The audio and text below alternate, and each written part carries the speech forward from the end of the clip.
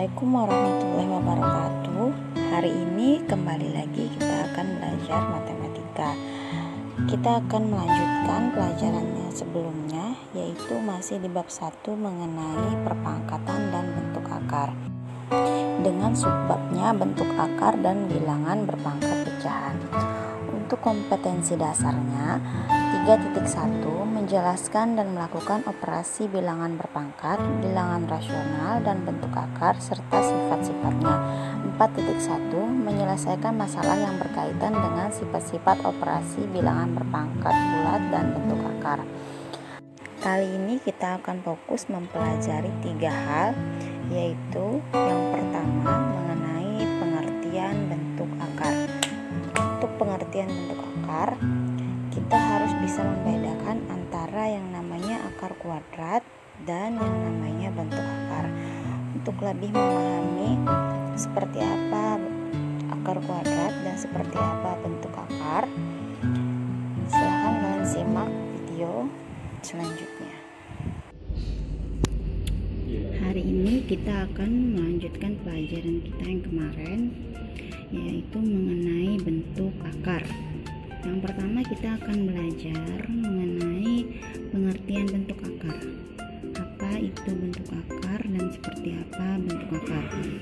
Sebelum kita memahami pengertian bentuk akar, Ibu mau mengingatkan kembali dengan materi sebelumnya. Kalian sudah pernah Ibu perintahkan untuk mencari bilangan kuadrat. Nah, bilangan kuadrat ini berhubungan erat sekali dengan yang namanya akar kuadrat. Sebelum kita membahas mengenai bentuk akar, kita harus memahami dulu apa itu yang namanya akar kuadrat. Akar kuadrat sangat berhubungan sekali dengan bilangan kuadrat. Contohnya, misal akar 4 itu sama dengan 2. Kenapa 2? Karena 2 dikali 2 itu sama dengan 4. Kemudian contohnya lagi akar 9. Akar 9 sama dengan 3. Kenapa sama dengan 3? Karena 3 dikali 3 itu nilainya 9. Ibu lanjutkan lagi, akar 16. Akar 16 sama dengan 4. Kenapa 4? Karena 4 dikali 4 sama dengan 16. Contohnya lagi, akar 25. Nilainya adalah 5. Kenapa 5? Karena 5 dikali 5 sama dengan 25. Selanjutnya kita akan memahami apa itu bentuk akar. Bentuk akar ini merupakan lawan dari akar kuadrat. Contohnya di sini Ibu berikan akar 3. Akar 3 ini tidak bisa kita cari hasilnya, tidak ada sama dengan berapanya, karena akar 3 ini tidak ada bilangan kuadrat yang memenuhi dari 3. Karena tidak bisa ditarik hasilnya, maka disebutlah dengan bentuk akar. Contohnya lagi akar 7. Akar 7 juga tidak bisa kita cari hasilnya. Tidak ada bilangan kuadrat yang memenuhi akar 7 ini. Karena tidak ada bilangan kuadrat yang memenuhi angka 7, jadi tidak bisa kita tarik hasilnya, maka akar 7 ini disebut dengan bentuk akar. Contohnya lagi akar 12. Sama seperti tadi, angka 12 ini tidak ada bilangan kuadrat yang memenuhinya, makanya akar 12 ini tidak bisa kita tarik hasilnya, maka disebutlah akar 12 ini sebagai bentuk akar. Jadi sampai di sini kalian bisa ya membedakan akar kuadrat dan bentuk akar. Kalau disimpulkan, kalau akar kuadrat itu yang ada hasilnya, yang bisa ditarik hasilnya itu akar kuadrat. Kalau yang tidak bisa ditarik hasilnya disebut dengan bentuk akar. Oke. Selanjutnya yang kedua, kita akan mempelajari cara menyederhanakan bentuk akar. Untuk video berikut ini.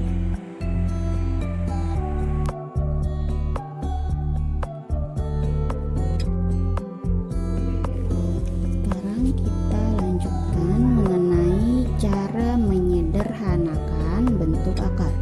Karena bentuk akar tidak bisa langsung kita tarik hasilnya, jadi caranya harus disederhanakan. Untuk menyederhanakan bentuk akar, kita harus menggunakan yang namanya bilangan kuadrat.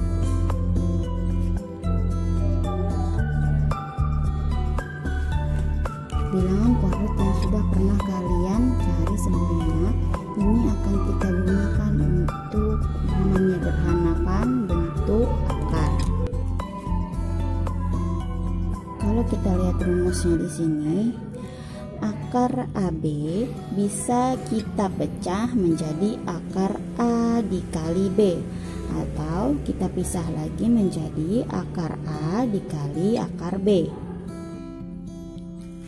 Contohnya di sini Ibu berikan akar 90.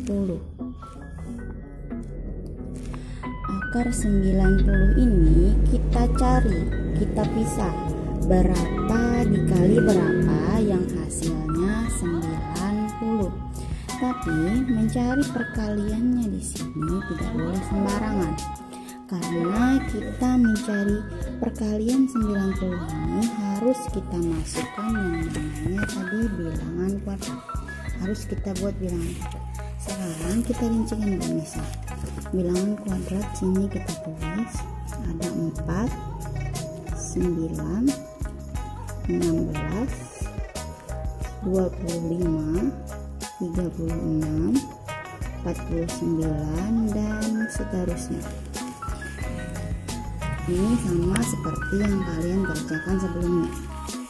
Kemudian untuk menyederhanakan 90 ini kita cari berapa dikali berapa yang hasilnya 90. Kita gunakan bilangan kuadrat. Misalnya 4 dikali berapa yang hasilnya 90. Misal 9 dikali berapa yang hasilnya 90. Misal lagi 16 dikali berapa yang hasilnya 90 dan seterusnya. Karena di sini perkalian 90 yang mendekati atau yang bisa kita gunakan adalah bilangan kuadrat 9. 9 dikali 10. 9 dikali 10 sama dengan 90 ya kan. Kemudian kita pisah 9 dikali 10 kita pisah jadi akar 9 dikali akar 10.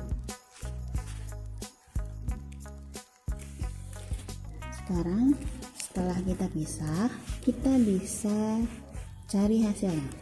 Akar 9 ini bisa ditarik hasilnya. Akar 9 sama dengan 3. Kita buat 3 di sini. Seperti ini. Hasilnya 3. Kemudian akar 10 ini tidak bisa dicari hasilnya. Lalu kita buat di sini tetap akar 10. Ini. Jadi hasil dari akar 90 jika disederhanakan berubah menjadi ini 3 akar 10. Contohnya lagi, misal akar 32. Sama seperti tadi, akar 32 kita buat menjadi berapa dikali berapa yang hasilnya 32. Ingat, untuk mencari perkaliannya kita tetap harus menggunakan bilangan kuadrat. Sekarang Ibu akan pilih angka bilangan kuadratnya 16. 32 kita sederhanakan, kita pisah menjadi 16 dikali 2. Karena 16 dikali 2 sama dengan 32. Kemudian kita pisah lagi akar 16 dikali akar 2.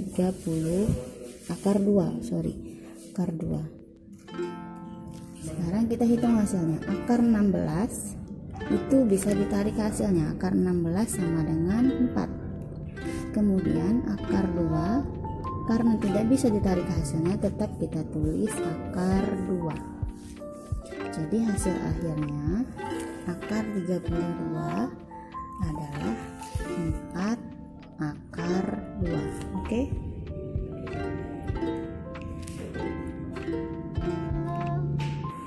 Dan yang perlu Ibu ingatkan, untuk mencari perkalian ini, gunakanlah bilangan kuadrat yang paling besar yang bisa mendapatkan hasil perkaliannya.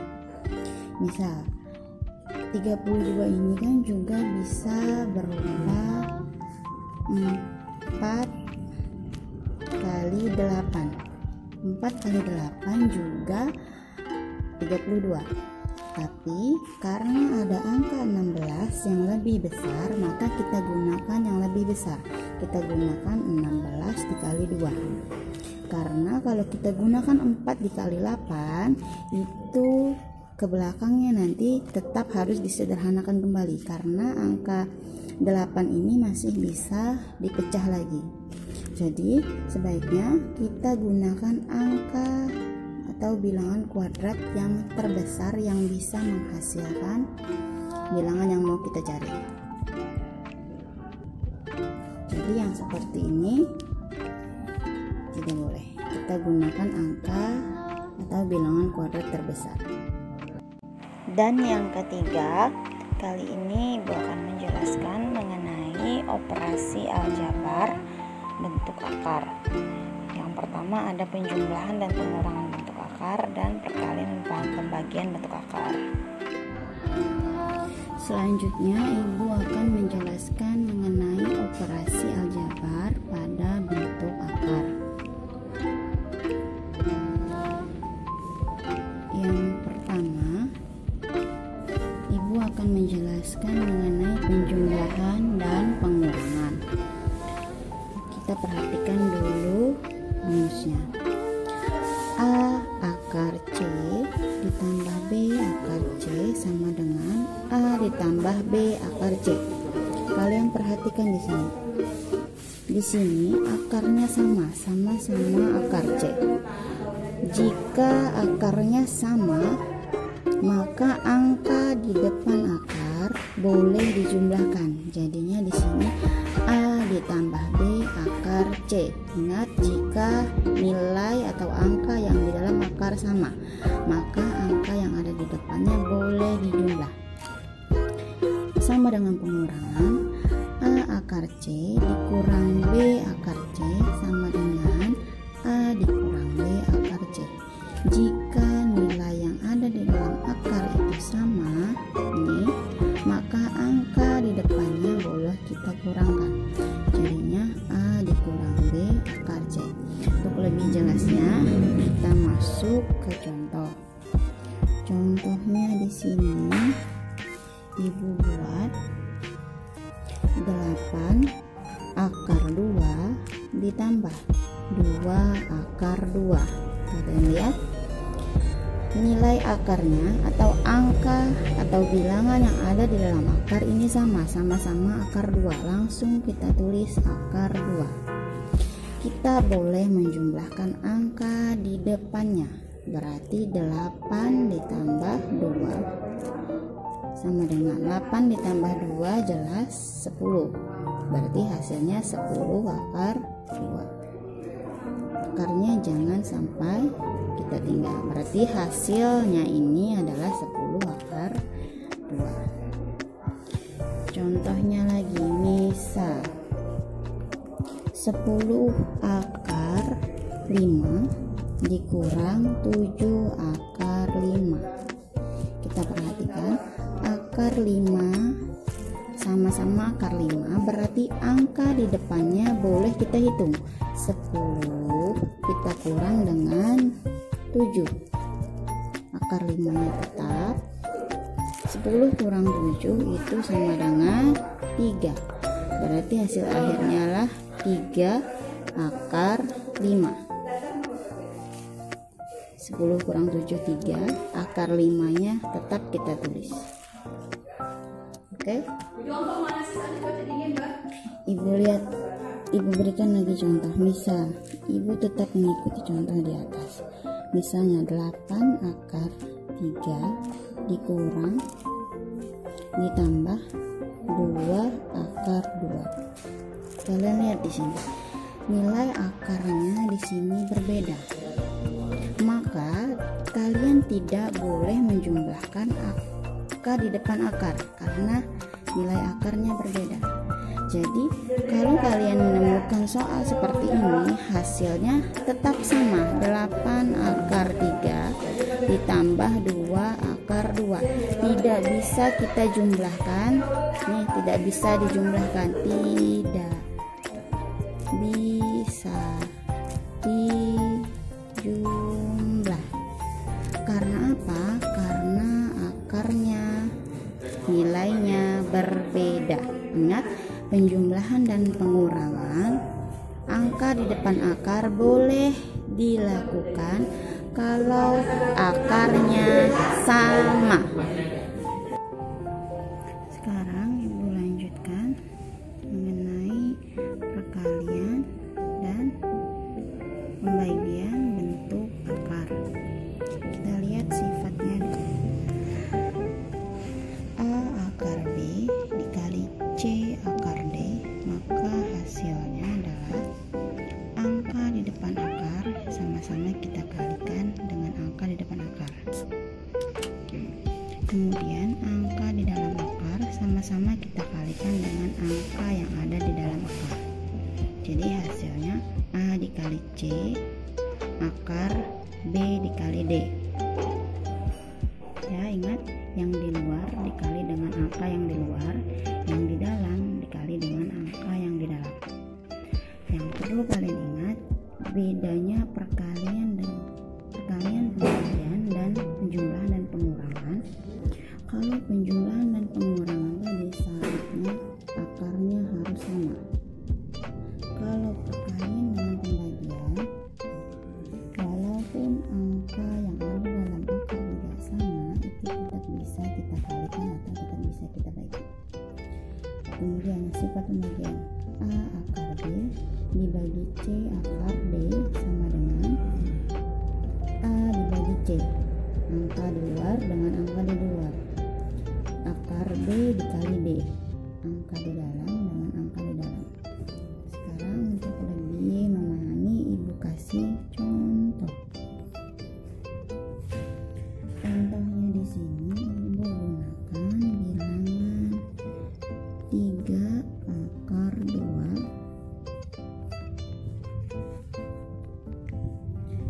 dikali dengan 2 akar 5. Ya, angka di luar akar kita kalikan dengan angka di luar, berarti 3 dikali 2. Kemudian yang dalam akar kita kali dengan yang dalam akar, 2 dikali 5. Tinggal kita hitung, 3 dikali 2 hasilnya 6 nih. 2 dikali 5 hasilnya 10. Akarnya jangan sampai ditinggal. Berarti hasil akhirnya adalah 6 akar 10. Oke. Kemudian selanjutnya kita kasih contoh 6 akar 4 dibagi 2 akar 2. Sama seperti tadi, yang di luar kita hitung dengan yang di luar. 6 dibagi 2 akar 4 dibagi 2 sama dengan 6 dibagi 2 hasilnya adalah 3. 2 hasilnya adalah akar 2. 4 dibagi 3 akar 2. Sampai di sini paham? Jika ada yang belum dipahami, kalian bisa tanyakan langsung ke ibu. Terima kasih. Terima kasih untuk yang sudah memperhatikan dan menyimak video pembelajaran kita kali ini. Jika ada yang tidak dimengerti, bisa ditanyakan di kolom komentar. komentar di bawah. Assalamualaikum warahmatullahi wabarakatuh.